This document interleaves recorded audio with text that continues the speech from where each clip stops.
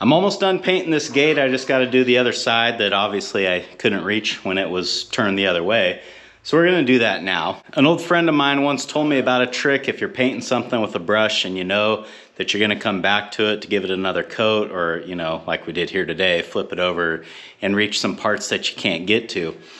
But what you can do instead of cleaning your brushes is put them in a Ziploc bag, and then when you come back to paint this again, you know, the brush is just ready to go. So when I got done painting this thing the other day, I did put my brush in a Ziploc bag, and you can see it's still flexible. It appears that it is wet in there. So for somebody that hates cleaning brushes, this is a great trick. It's been kind of cool and cloudy here the last several days, and this is actually the third day that I've allowed this to dry before I could finally handle it. So it's supposed to warm up next couple days. Hopefully this final coat doesn't take that long to dry, but you know, if it does, well, it does.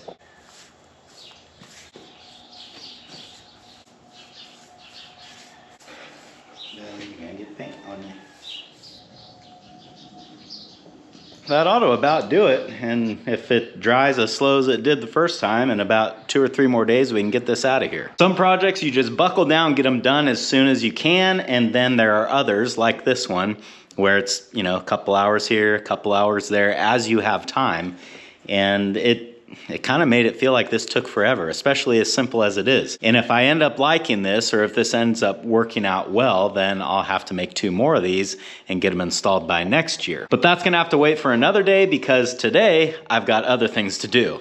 That's what's going on today on Farmer Tyler Ranch.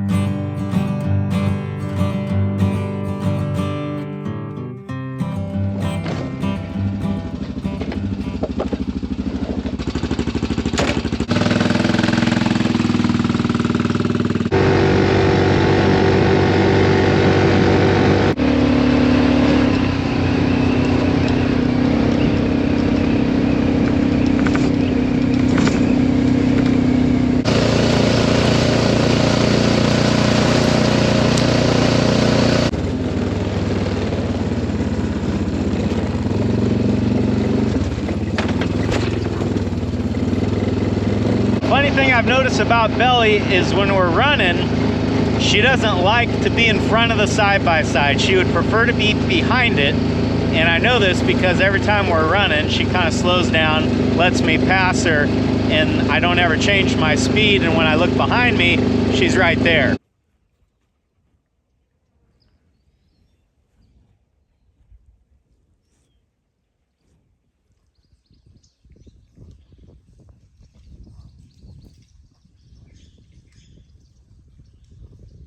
Well, I was gonna drop this protein tub right here near where the salt block is, but I see Tony the horse is here hanging out, and I think the, I don't know, I've heard high protein like that, or protein tubs, could be bad for horses, so I think maybe I won't put it right here. I'll put it down by the hay feeder, because it is very rare that I ever see Tony get that far from home.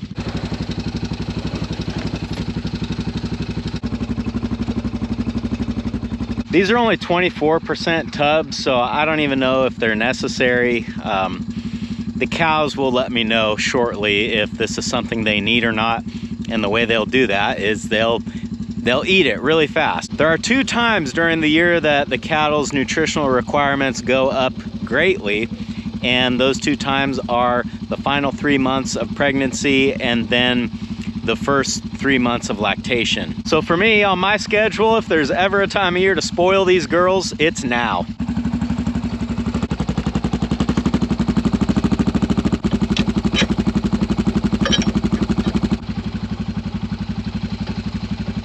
I've actually never moved this with the side-by-side, but I'm pretty sure it can do it. And when it's empty, this is not that heavy, and it's not like we're going up any hills or anything, but we'll see.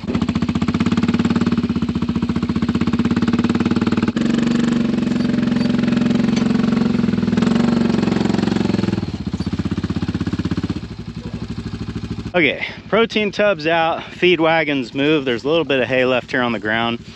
Not that they are itching to get it. As you can tell, they're not coming over here.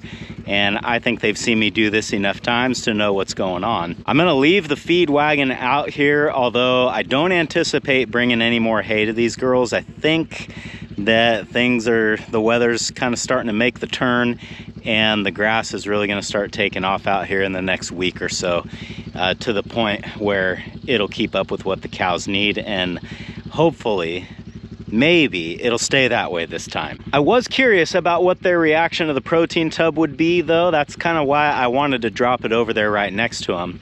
But I just didn't really feel right about doing that with the horse being right there. And I'll let the landowners know what I've got out here. If they want to choose to lock the horse up or not is up to them. I've got a few more things to check on over here, so maybe by the time we leave, the cattle will kind of mosey over here to check out this hay that they know is waiting for them, and then they should see that tub, and we'll see what they think about it.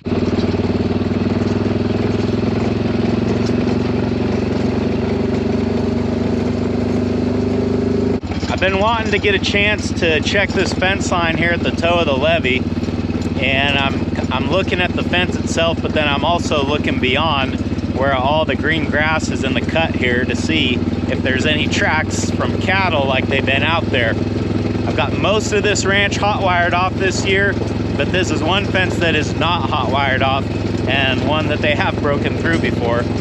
But so far, everything seems to look all right. If I was real suspicious, I'd go walk down there and look for tracks or cow manure or any sort of sign like that, but usually if they've been out there, you can pretty well tell from here on top of the levee, because there'll be a ton of trails, the grass is all smashed down, and I'm not seeing any of that.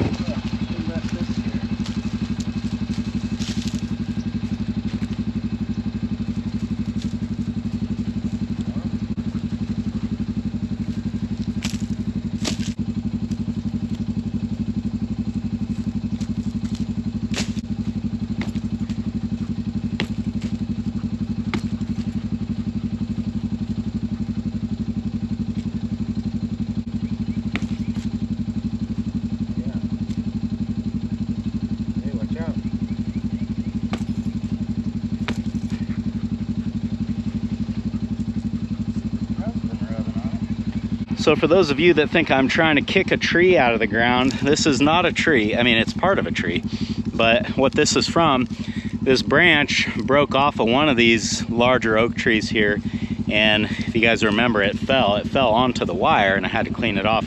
But I think when it hit the ground, this branch just stuck itself right in the mud, and anyone's guess how deep that is in the ground. Cows have been rubbing on it. You can tell they like this for a chin scratcher, and I actually cannot get it out of the ground, so it's a lot easier. Just move a little bit more brush and go around it.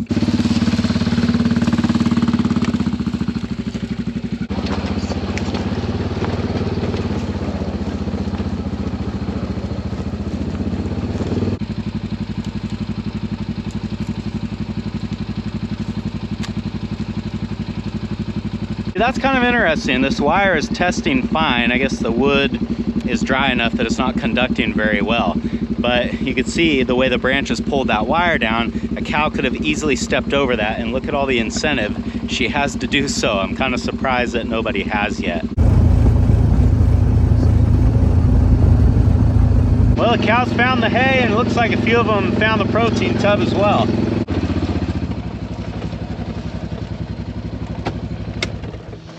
You guys stay.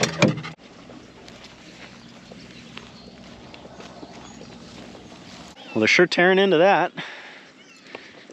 What do you guys think about this?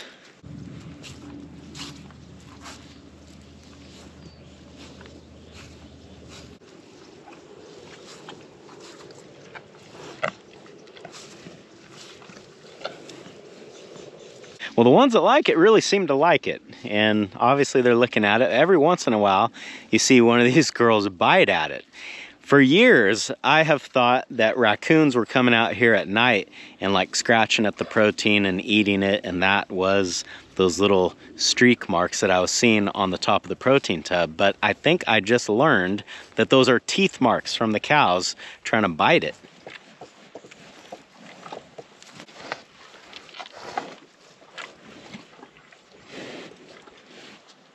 So they're enjoying it now, which I would expect because it's something new and different for them.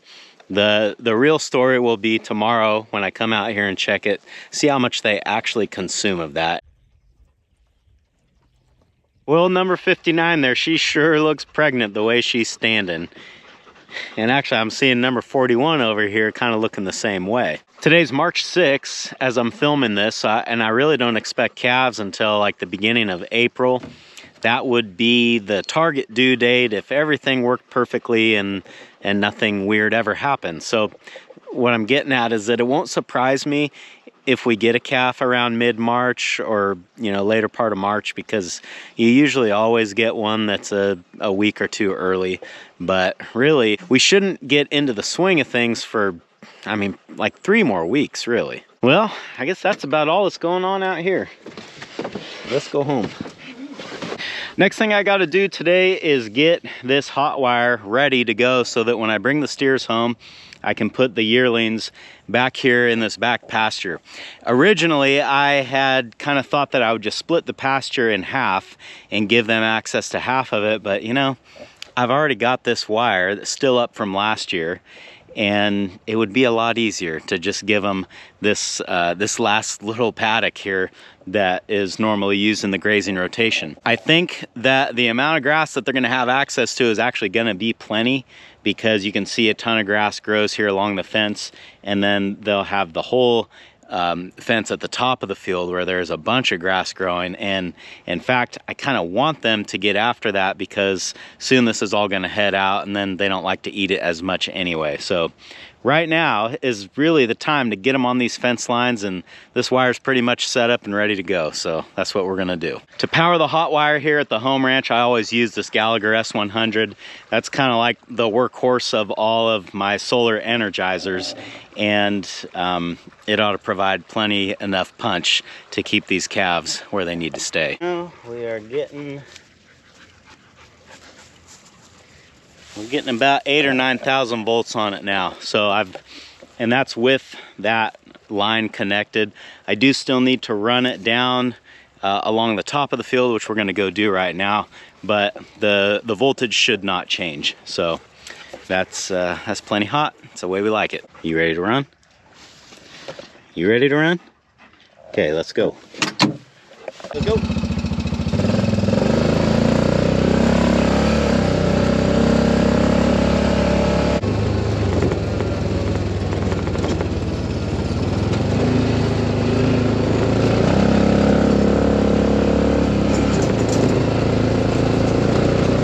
Well, while we are walking down here, I just thought I'd show you how tall this hay is getting that I planted. It's really doing the best here in this one spot, and I think that's because a while back when I was testing out the manure spreader, I think this is where I dumped a bunch of manure, and it looks like the grass and the hay that I planted is really benefiting from that. Dogs give a good reference as to how tall this grass is, and a lot of this is ryegrass, some of it is foxtail, some of it is probably like oats or, you know, whatever from the hay that we've fed over the years. And all of this, especially the foxtails, once that heads out, they won't want to eat it at all. But when it's in this stage, they love it. And you can see how much grass is growing up here along these fence lines. It's like this every year.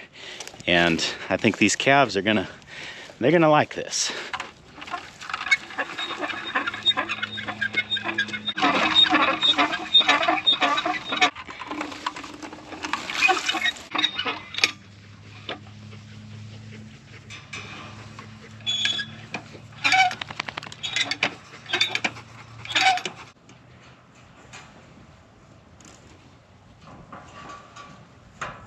Well, with that wire set up, we are officially ready for the steers to get here and for the yearlings to move down into the back here and graze this off while the boys are here in the little field.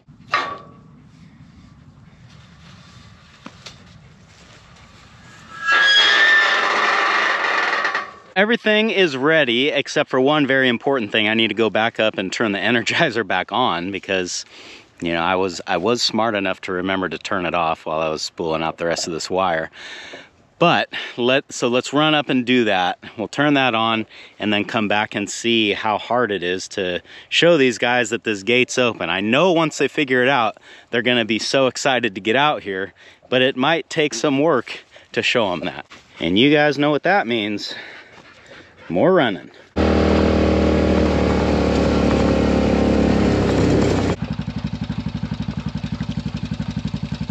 I can hear it. Sounds like it's hitting hard.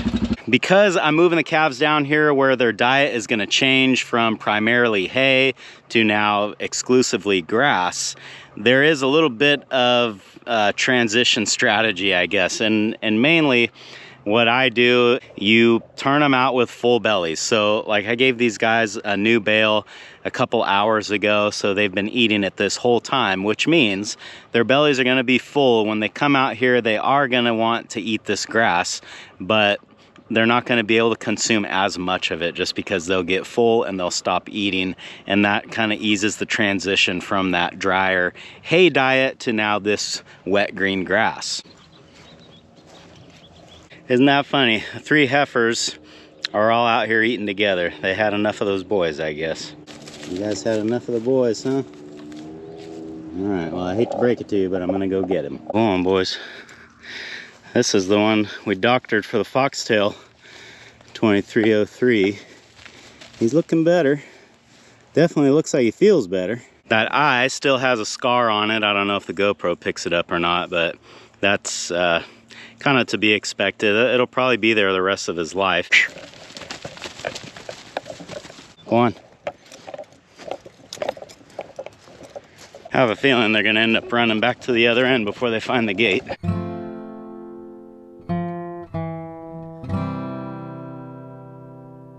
to the gate.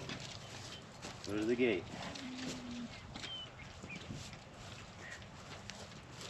You go to the gate, you're gonna be so happy. See how that's open? You could go through that. Just get one of you to do it. She's thinking about it.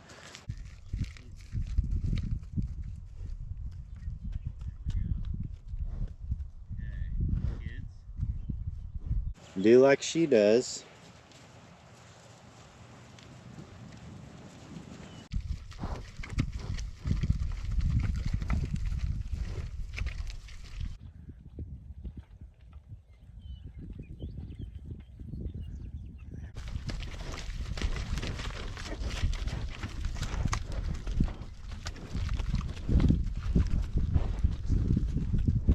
That's yearlings for you. They're a little bit better than calves, but not much.